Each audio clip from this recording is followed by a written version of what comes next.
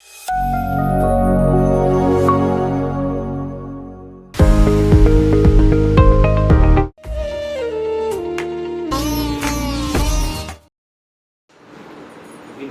औपचारिक रूप से विधि के सत्र से प्रारंभ हो गया है। 7 दिन तक ये हमारा यहाँ ओरिएंटेशन प्रोग्राम कहें या अभ्यास चलने वाला है। अलग अलग सत्र होंगे और पहला सत्र जो है प्रार्थना से शुरू करते हैं हम लोग। सभी की उपस्थिति और सभी की समय से उपस्थिति और पूर्ण मनोयोग से और कोशिश करिए कि 2 वे बात करें।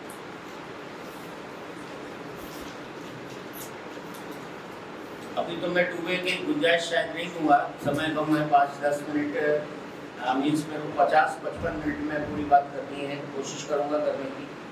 जैसा दीदी ने बताया कि क्लासरूम मैनेजमेंट, क्या विषय दीदी? टीचिंग।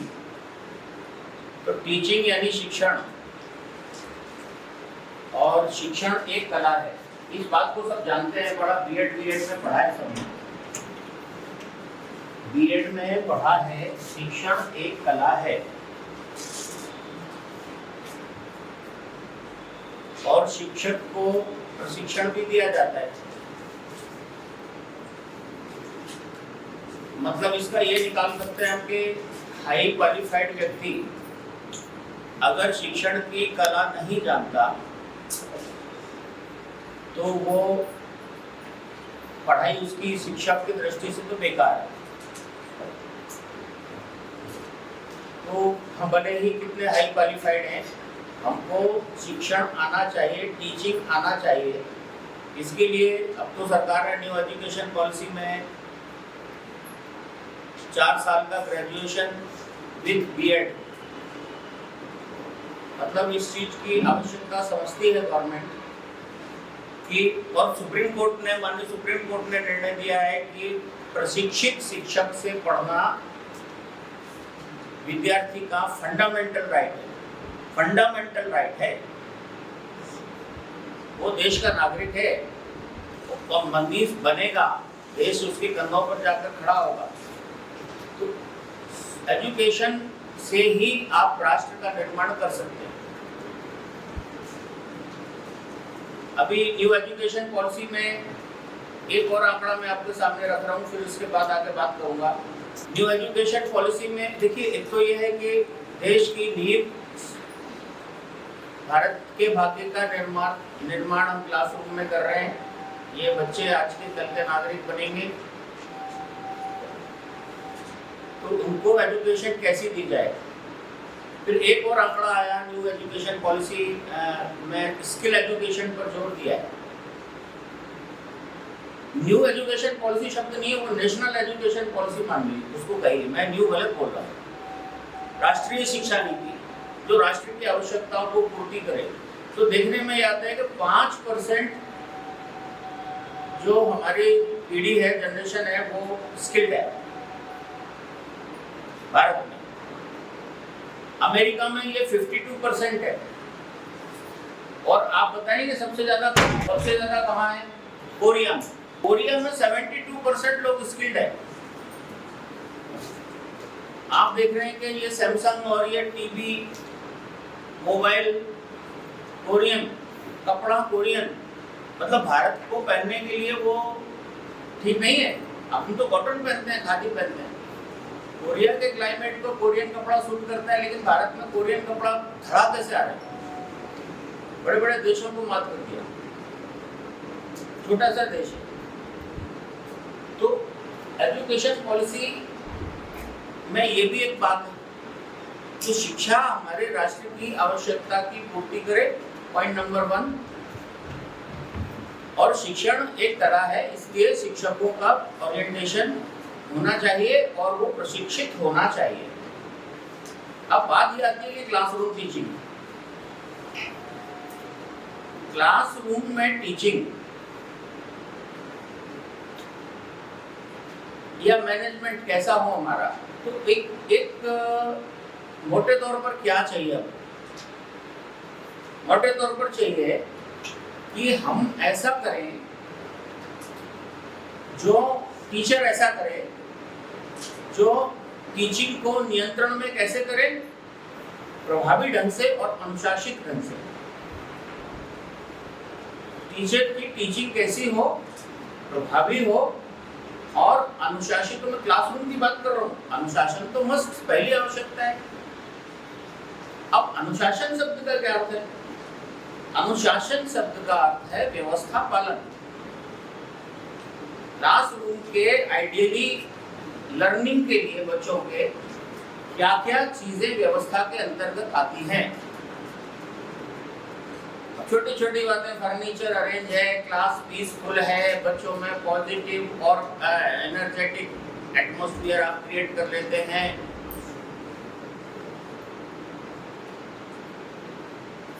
ये सब चीजें अनुशासन में आएंगी और आप प्रभावी ढंग से शिक्षण के उद्देश्य को पूरा कर पाते हैं।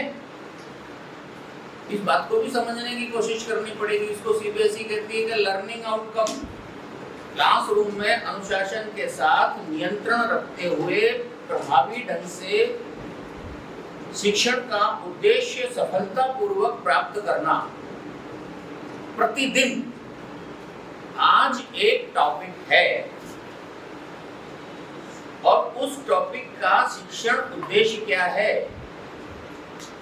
वो अनुशासित रहते हुए और क्लास को पूरा कमांड देते हुए, कमांड करते हुए एक एक बच्चे को आप पढ़ा लेते हैं, शिक्षण उद्देश्य को पूरा कर लेते हैं। और ये जो लर्निंग प्रोसेस, इसको कहेंगे सिखाने की प्रोसेस है ना, ये बच्चों को लर्निंग प्रोसेस को क्लास में उचित वातावरण पैदा करके, होता क्या है, नॉर्मली टीचर गया और उसने पढ़ाना चालू कर दिया, तो क्लास में कैसा एटमॉस्फेयर होना चाहिए और विद्यार्थी का ध्यान विषय वस्तु की ओर होना चाहिए, ये क्लास के अंत तक, जब आपकी क्लास में एंट्री हुई वहां से आप बाहर चले जाएंगे, तब तक ये सारी चीजें आपको करनी है। ये पहली चीज मुझे लगती है कि क्लासरूम टीचिंग में आवश्यक। अनुशासित रहकर शिक्षण लक्ष्य को प्राप्त करना, बच्चे को एकाग्र करना और विषय वस्तु को क्लास के आखिरी तक पढ़ाते पढ़ाते बच्चे के अंदर उसका लर्निंग आउटकम, यानी उस टॉपिक से उसका किस शैक्षणिक लक्ष्य की पूर्ति होती है, उद्देश्य की पूर्ति होती है, ये पूरा करना। ये पहला काम शिक्षक का होता है और इसी के लिए कहते हैं कि टीचिंग इज एन आर्ट। ये कला में पारंगत शिक्षक को चाहिए, होना चाहिए, अदरवाइज सोचना पड़ेगा इस बारे में कि फिर हम कैसे शिक्षक। पहली चीज। दूसरी चीज, क्लासरूम में टीचिंग करते हैं तो लर्निंग को, यानी सिखाना, लर्निंग कराना, रोचक और प्रभावी बनाना टीचर को कैसे आता है। मैं बड़े प्रैक्टिकल बात कर रहा हूँ, जो मैं आप लोगों के बीच में देखता हूँ, मैं कोई सैद्धांतिक बात नहीं कर रहा। किताब हाथ में है और ब्लैक बोर्ड पर हम लिखते जा रहे हैं, ब्लैक बोर्ड पर लिखते चले जा रहे हैं, किताब से बच्चा पढ़ता जा रहा है। एज इट इज, जैसा किताब में लिखा है वैसा ही हम बच्चों को पढ़ रहे हैं। बहुत कम उसको डिफाइन करते हैं, उसकी शब्दावली को, टर्मिनोलॉजी को क्लियर करते हैं। ऐसा भी हो जाता है कई बार, तो वो फिर लर्निंग आउटकम नहीं आएगा, शिक्षण उद्देश्य पूरा नहीं होता। किताब की चीज को ब्लैक बोर्ड पर ट्रांसफर करना या ओरली बच्चों के सामने बोल देना मीन्स इसको लर्निंग को रोचक बनाने के लिए, सरल बनाने के लिए, प्रभावी बनाने के लिए टीचर को कला में पारंगत शिक्षण की होना पड़ेगा, स्वाध्यायी होना पड़ेगा।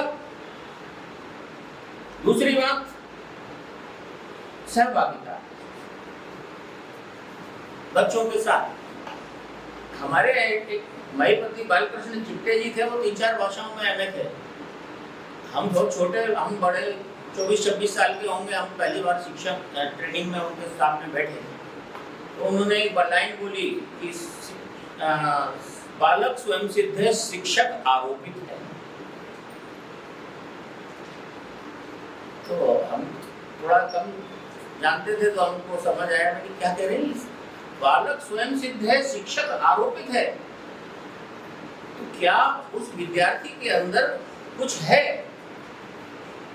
और उस पर आरोपित नहीं होना है, उसके अंदर से वो चीज निकाल कर लाना है। इसके लिए टू वे कम्युनिकेशन और बच्चे की बराबर क्लास में एक एक बच्चे की इन्वॉल्वमेंट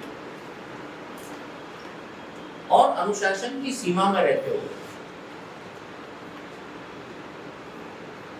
फिर क्लास में जाते हैं तो मैंने जैसे शुरू में ही कहा कि विषय को रोचक बना करके प्रस्तुत करना, यही कला है। कंसंट्रेशन दीदी ने बताया, क्लास में पूरी चाहिए। अब कई बार बच्चे सुनते नहीं है, बच्चे नहीं सुनते। भैया आपके अंदर कोई दम नहीं है, ग्रेविटेशन नहीं है, आपके अंदर शिक्षण का वो कौशल में कोई कमी है कि बच्चा दाएं बाएं हो जाता है। अदरवाइज पूरी क्लास, जैसे मैंने शुरू की लाइन में कहा कि क्लास में एंट्री से लेकर के जाने तक पूरी क्लास का एक शैक्षिक वातावरण बना करके उस टॉपिक में से शैक्षिक लक्ष्य को पूरा करके निकलने की कला में पारंगत चाहिए। अदरवाइज बच्चे सुनते नहीं, अनुशासन ही नहीं, ये है वो 50 बातों का कोई सेंस नहीं है। उसी क्लास में एक टीचर के पीरियड को बच्चे सुनते हैं और उसी क्लास में एक टीचर के पीरियड को बच्चे इग्नोर करते हैं। तो कुल मिलाकर के क्लासरूम के अंदर जब टीचर एंटर करता है तो शैक्षिक वातावरण बनाना, पूरा एक एकेडमिक एटमॉस्फेयर उस रूम का हो जाना चाहिए। अब एकेडमिक एटमॉस्फेयर कैसे होता है? मैंने तो पढ़ाना चालू कर दिया, मैंने तो बच्चे सुनते ही नहीं। भैया पढ़ाना चालू करना मतलब ये नहीं कि आपने बटन दबाया और चालू हो गया। इसके लिए आप लोगों ने बीएड में पढ़ा है कि विषय के उद्दीपक के रूप में पूर्व ज्ञान से जोड़ करके उसके पूर्व ज्ञान को समझते हुए प्रश्नोत्तर विधि के साथ विषय को प्रारंभ करना, ये उद्दीपक है। स्टिमुलेट करता है और दिमाग को एक जगह फोकस करने के लिए, दिमाग में इधर उधर की बातों को निकाल करके वहां कंसंट्रेट करने के लिए। तो ऐसे वातावरण को ही कहते हैं शैक्षिक वातावरण निर्मित करना, उसकी जिज्ञासा उत्पन्न कर देना क्लास में। प्रतिदिन प्रति टॉपिक, तब उसका लर्निंग आउटकम निकल पाएगा। लर्निंग उसकी स्थायी बनाने की दृष्टि से तैयारी करके आना, लर्निंग स्थायी होना चाहिए। अब स्थायी लर्निंग क्या होती है? अरे एक वो टीचर आए हैं क्या दीदी? यहाँ नहीं आए, बायोलॉजी वाले नहीं आया वो। सुनिए, मैं बड़ी अच्छी बात बताऊं। अब बायोलॉजी वाले मेरी तरफ गौर से देखने लगे, सब कुछ बोलेंगे। लर्निंग स्थायी क्या होती है कि 7th क्लास में आपने ह्यूमन आर्ट बनाया, 10th क्लास में आपने ह्यूमन आर्ट पढ़ाया और 12th क्लास में बायोलॉजी लेता है तो फिर ह्यूमन आर्ट बनेगा। 3 बार उसने अपने जीवन में पढ़ा। 7th में है ना, 8th में पता नहीं। अब वो 7th में भी बनाना नहीं आता था, 10th में भी बनाना नहीं आता था, 12th में भी प्रॉपर बनाना नहीं आता है। जनरल प्रॉपर्टीज फिजिक्स में पढ़ाते हो, मेजरमेंट, ये सब, ये कब से किस क्लास से चालू हो जाती है? 7th। वो 9th 10th में भी कुछ होता है, 11th 12th में जाकर के तो बहुत स्पेशलाइजेशन में घुस जाते हैं। तो उसकी लर्निंग 7th से ही स्थायी होना चाहिए, नीचे से। मतलब ये ये क्या है? ये एक आर्ट है। इसके लिए आपको स्किल चाहिए और विकसित करना उस स्किल को। दूसरी बात, एक लेसन प्लान की बात है। एक बीएड में हमारे यहाँ तो हम देखते थे कि बायोलॉजी वाले काय का लेसन प्लान बनाते हैं, बताइए जरा। यहाँ क्या ट्रेडिशन में हमारे ग्वालियर में फ्लावर का बना लेते, बढ़िया फूल को तोड़ काट के बताते। हर चैप्टर के शैक्षिक उद्देश्य को लेसन प्लान के अनुसार कंप्लीट करना ही क्लासरूम मैनेजमेंट या क्लासरूम टीचिंग है। हर चैप्टर का लेसन प्लान, अब लेसन प्लान की बात करता हूं, क्या होता है मेरी बात समझना। हर टॉपिक या हर चैप्टर के लेसन प्लान को पूरा करना ही आदर्श शिक्षण है, तभी आपका लर्निंग आउटकम आएगा। कैसे आएगा? अब आप बीएड वाले लोग कहेंगे कि विषय को कहां से चालू करते हैं, बोलिए लेसन प्लान में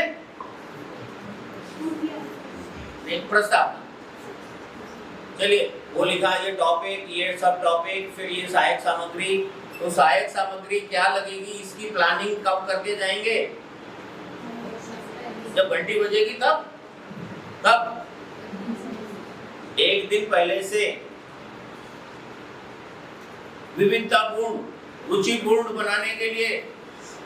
मेरी क्लास में बच्चे रोज दाल रोटी खाते खाते तंग आ गए हैं, आज मैं थोड़ा उनको स्पेशल डिश खिलाऊंगा, तो ये सहायक सामग्री के बारे में विचार करूंगा, थोड़ा विविधतापूर्ण जाऊंगा, और जब विषय को चालू करूंगा तो पूर्व ज्ञान की प्रस्तावना में, कल गीता दीदी से 2-3 दिन पहले बात कर रहा था, पता नहीं गीता दीदी से कर रहा था, किससे कर रहा था, लेकिन कर रहा था ना। क्या कर रहा था भाई? अगर आपसे कर रहा था तो बताइए। जैसे हम 9th 10th में पढ़ाते हैं बच्चों को, तो कहाँ से स्टार्ट करें? हाँ, तो मैं क्या बात, निष्कर्ष क्या निकला बताइए? निष्कर्ष ये निकला कि जब हम 11th 12th में पढ़ाते हैं बच्चों को, तो ऐसा कुछ सीखना पड़ा है कि इनको पहले से बहुत कुछ आता है, बेसिक को देते हुए। मैं ये, हाँ अब मेरे को ध्यान आ गया पूरी बात, मैं भूल गया था इसलिए मैंने आपका सहारा लिया। क्या होता है, मैं दीदी से ये कह रहा था कि आप 11th में फिजिक्स पढ़ाने जाते हो तो कहाँ से चालू करोगे? तो दीदी के मुँह से निकल के तो पहले चैप्टर से, शायद ऐसी बात थी। तो मैंने कहा भैया 9th में भी 2-3 चैप्टर हैं, साउंड है, इलेक्ट्रिसिटी है, जो भी विषय जिसके हैं, भाषा, कोई भी विषय, तो विषय को प्रस्तावना पूर्व ज्ञान से जोड़ करके करना। इसकी 2-3 बातें इंपॉर्टेंट हैं। पूर्व ज्ञान से जोड़ने से उद्दीपक का काम करेगा, बच्चे को आपके विषय पर कंसंट्रेट करने में मदद करेगा। पूर्व ज्ञान प्रश्न उत्तर करते हुए, प्रस्तावना रखते हुए बच्चा फोकस हो जाएगा और उस विषय के साथ में वो जुड़ जाएगा। और फिर आप विषय को विस्तार जब करते हैं तो आप वहीं से करिए, बेसिक से, नीचे से, जहाँ से उसकी नीड है। आप क्लास के पाठ्यक्रम को देख करके मत करिए। यशवंत सर के साथ भी कई बार बात करता हूँ मैं, तो बोलते सर मेरे को 9th-10th के लेवल से बच्चों के बेसिक्स करने पड़ते हैं। ये हमारे क्वालिफिकेशन डिग्री कितनी बड़ी है ये मायने नहीं है, मायने ये है कि हमारी स्किल कैसी है सिखाने की बच्चों को, इस पर डिपेंड करता है। प्रस्तावना कर दिया, विषय को पूर्व ज्ञान से जोड़ते हैं, प्रश्नोत्तर करते हुए आगे बढ़ते हैं, फिर व्याख्या करते हैं। बहुत सारी विधियां हैं पढ़ाने की अपनी अपनी। बड़े टीचर्स तो कहेंगे भी हम तो लेक्चर देते हैं, मैं उन विधियों की भी बात थोड़ी करूँगा, लेकिन कुल मिलाकर के बच्चे को समझाने की और उसको समझ में आने के लिए आपकी कुशलता, दक्षता नहीं है उदाहरण सहित, तो बच्चे के लर्निंग होती नहीं। फिर क्या होता है? क्या होता है? लर्निंग नहीं होती तो क्या होता है? अरे बोलिए, जो रोज कराते हैं हम लोग क्या करते हैं? रटता है, घोटा लगाता है। वो बायजूस का ऐड आता है ना, क्या आता है जरा बताइए टीवी में, कि रट के नहीं समझ के पढ़ो। तो वो समझ के कैसे पढ़ेंगे, उसको समझाने लायक हमारे पास में चीज है कि नहीं, हम उसको समझा पा रहे हैं कि नहीं समझा पा रहे हैं। उतने प्रकार से हमको काम करना पड़ता है। और फिर उसके लिए ठीक है, ये विधि प्रस्तावना किया, व्याख्या किया, फिर प्रयोग कराया, फिर उसको कंक्लूड किया। कंक्लूजन में क्या आता है? कंक्लूजन में हम ये देखते हैं कि उसका मिशन स्टेटमेंट पूरा हुआ कि नहीं। लर्निंग आउटकम आया कि नहीं आया, कंक्लूजन में ये परखते हैं कि नहीं परखते हैं। जो मैंने टॉपिक यहाँ विस्तार किया था उसको मैं कंक्लूड करने जा रहा हूँ, तो कंक्लूड करते करते पूरी क्लास में सैंपलिंग करते हुए आगे से पीछे तक हम ये सोचते हैं कि भाई ठीक क्लियर हो गया टॉपिक, और नहीं हुआ तो वो किसकी हार है, किसकी, शिक्षक की। और फिर एक और सिद्धांत आता है शिक्षण टीचिंग का, लर्निंग का, पुनर्वलन। पुनर्वलन क्या होता है, जरा ग्रेड वाले बताइए, जोर से बोलिए।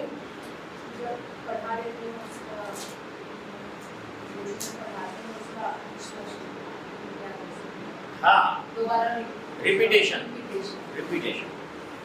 तो उसको में समझ आया नहीं हो रहा है, लेकिन हम उसमें से एक एक चावल हंडी में से जैसे परखते जाते हैं वैसे, और इस बात का एश्योर कर लेते हैं कि वो चीज बच्चे को आ गई।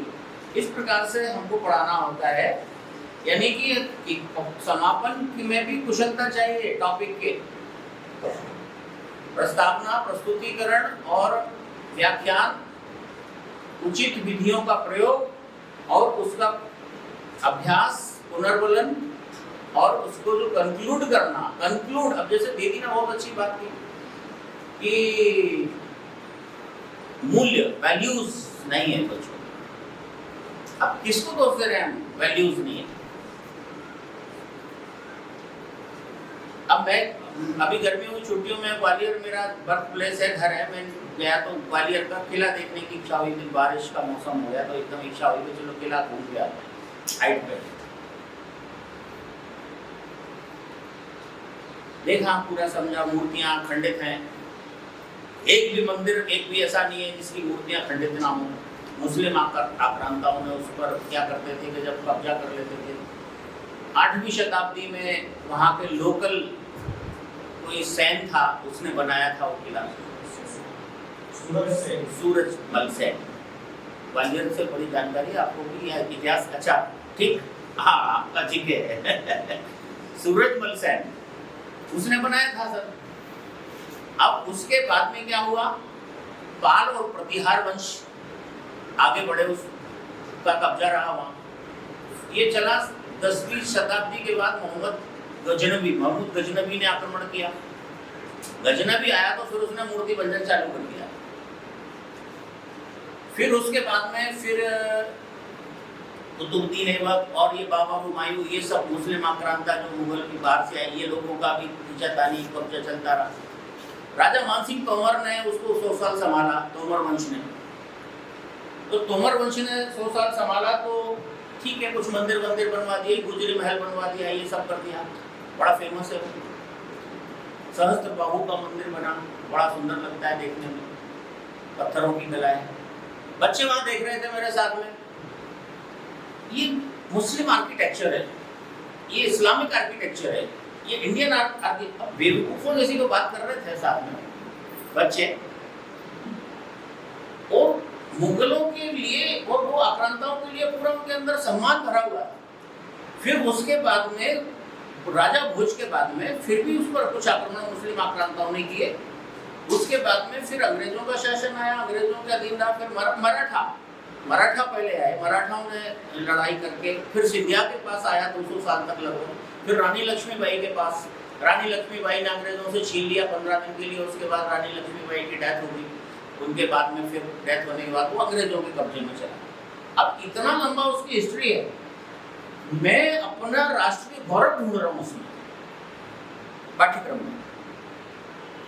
वैल्यूज की बात कर रहे हैं ना आप। पालों के पास रहा, प्रतिहारों के पास रहा, सूरजमल सेन के पास रहा, और लास्ट में हेमू विक्रमादित्य के पास रहा। उसने उसमें काफी सारे हिंदुत्व के दृष्टि से काम किए, राष्ट्रीय गौरव के हिसाब से किया। रानी लक्ष्मीबाई ने उसके लिए वो जीतने के लिए अंग्रेजों से लड़ाई लड़ी। ये बात अलग है कि उसके साथ में लोगों ने थोड़ा सा धोखा किया, नहीं जीत पाई, जीत गई। फिर उसके बाद दोबारा रानी लक्ष्मीबाई की डेथ के 15 दिन बाद किला चला गया। वैल्यूज चाहिए भाई। अब हमारे पाठ्यक्रम में से भाषा शिक्षक हैं, हिंदी, इंग्लिश, संस्कृत या साइंस या सोशल, तो निकालना पड़ेगी। आप उसमें रानी लक्ष्मीबाई को हाईलाइट करेंगे, सूरजमल को करेंगे, पाल प्रतिहारों को करेंगे कि उन्होंने पूरे देश को जो सिखाया वो सब कुतुबुद्दीन ऐबक को महमूद गजनवी नहीं सिखाया क्या? ये शिक्षा कक्षा कक्ष के अंदर से आप कैसी जनरेशन पैदा कर रहे हैं? एक छोटा सा एग्जांपल मेरे को ध्यान आया तो मैं उसकी बात कर रहा हूँ आपसे। मैं कोशिश करता हूँ बीइंग ए टीचर, तो ये जरूरी है दोनों का एक्टिवेशन। देखिए क्या होता है, शिक्षक को टू वे चलना चाहिए, इंटरेक्टिव होना चाहिए। हमारी सक्रियता तो है, बच्चों की सक्रियता नहीं। हम उनको लेके ही नहीं चल रहे साथ में, छोटी छोटी बातें। अरे मैं ब्लैक बोर्ड को लेके बात कर रहा हूँ, मतलब क्यों कंजूसी करते हैं हम ब्लैक बोर्ड में? मैं देख रहा हूँ कि किताब हाथ में है, ये हाथ में और ये दिख ही नहीं रहा उसको, बाईं तरफ से दाईं तरफ, और ये नहीं कि पूरा सो गए, नहीं, निगाह रहती है एक तरफ, क्या चल रहा है, किसका पेन चल रहा है, किसका नहीं चल रहा है, कौन पैर हिला रहा है, कौन किसी को पेन लगा रहा है। तो ब्लैक बोर्ड भैया, ब्लैक बोर्ड मीन्स साफ सुथरा, अच्छी राइटिंग और डायग्राम को लेकर के। तो मैं वही बात चल रही थी, अधूरी रहेगी फिर बताता हूँ।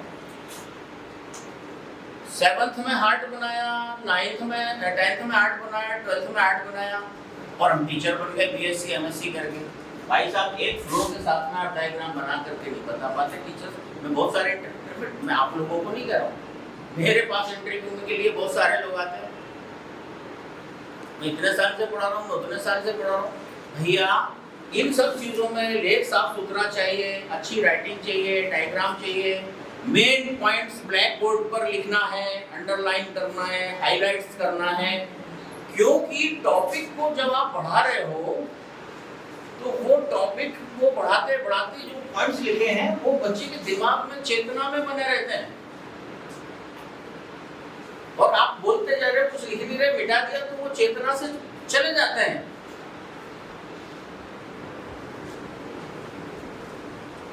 ये छोटी छोटी चीजें हैं।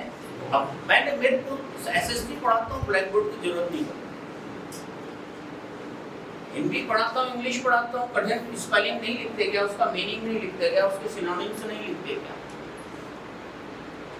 मुंह से बोले सिनोनिम दिमाग से उड़ जाएगा। वो ब्लैक बोर्ड पर आधे घंटे लिखा है तो वो दिमाग में बैठ जाएगा, उसके 3 बार देखेगा, 10 बार देखेगा बच्चा।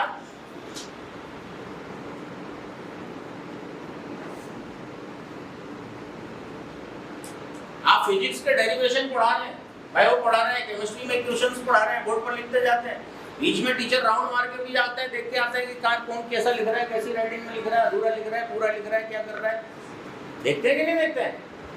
तब बच्चा अलर्ट में रहता है, अलर्ट मोड में रहता है। मतलब में कोई क्लासरूम में जो विषय है, क्या विषय है, कोई ऐसी बात नहीं बताने वाला मैं आपको बड़ी भारी, किताबों कहीं से कोई विदेश से ले आया मैं, विदेश से जो चीज आती है वो अच्छी होती है, ऐसा मानते हैं। फास्ट फूड अच्छा होता है, कुरकुरे, कोका कोला, अरे दूध पिलाओ, दूध नहीं पीते बच्चे, पेप्सी देखी लपक क्या है, वो चिरपिरी लग रही है, मुंह से बोल नहीं पाता है बच्चा, लेकिन वो पी रहा है, वो संस्कार है। डाल दिया ना हमने। तो क्लास में ये चीजें, ब्लैक बोर्ड की बात जो मैं कर रहा हूं आपसे, कुल मिलाकर के मैं बार बार ये बात बोलता हूँ, कोई नई बात नहीं बोल रहा हूँ कि टीचिंग प्रोसेस को कौन सी प्रोसेस में बदलना, लर्निंग प्रोसेस में बदलना, तभी टीचर सक्सेस है।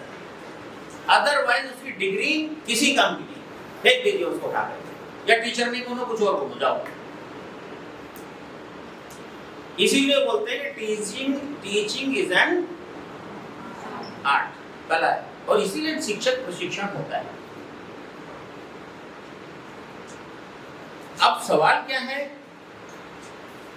कि मैं अगर ये बात कहूं कि कोई भी शिक्षण लक्ष्य को प्राप्त करना है तो उस लक्ष्य को प्राप्त करने के लिए क्या क्या चाहिए? क्या क्या चाहिए? एक तो रिसोर्सेज चाहिए, दूसरा क्या चाहिए? कार्यविधि चाहिए। अब प्रोसेस क्या है उसकी, आपकी करने की, तब क्या आएगा? रिजल्ट आएगा। ये तो ठीक है, चाहिए ही, लेकिन ये पूरी टीचिंग इसके ऊपर डिपेंड करती है, तभी ये मिलता है और तभी शिक्षण लक्ष्य पूरा होता है। अब ये कॉपी में नोट कर लेने के लिए नहीं है, कर लीजिए ये चिंतन करने के लिए है, कर तो लीजिए, नहीं ये भी नहीं याद रहेगा। इस पर चिंतन करने के लिए है, तो नहीं तो डिग्री बेकार है। अब इसको लक्ष्य को प्राप्त करने के लिए क्या क्या करना चाहिए? संसाधन क्या क्या होंगे? ये लेसन प्लान, मैंने बोला ना कि लेसन प्लान को सही ढंग से क्या बोला था मैंने? कोई हाथ खड़ा करके बोलो जल्दी, टाइम नहीं है मेरे पास, जल्दी बोलो। मैं टाइम पीरियड खींचना नहीं चाहता, नहीं फिर मैं पूरा टॉपिक करने के लिए बोला। शिक्षण लक्ष्य को प्राप्त करने के लिए लेसन प्लान के अनुसार काम करना। अब लेसन प्लान में सबसे पहले रिसोर्सेज क्या होंगे, हमारी टीचिंग की मेथड क्या होगी, अलग अलग टॉपिक के हिसाब से अलग अलग कार्यविधि होती है, इस पर चर्चा करने वाला हूं मैं अभी। इसमें टीचर कार्यकुशल है कि नहीं है, उसको स्किल है कि नहीं है, यही लेसन प्लान है।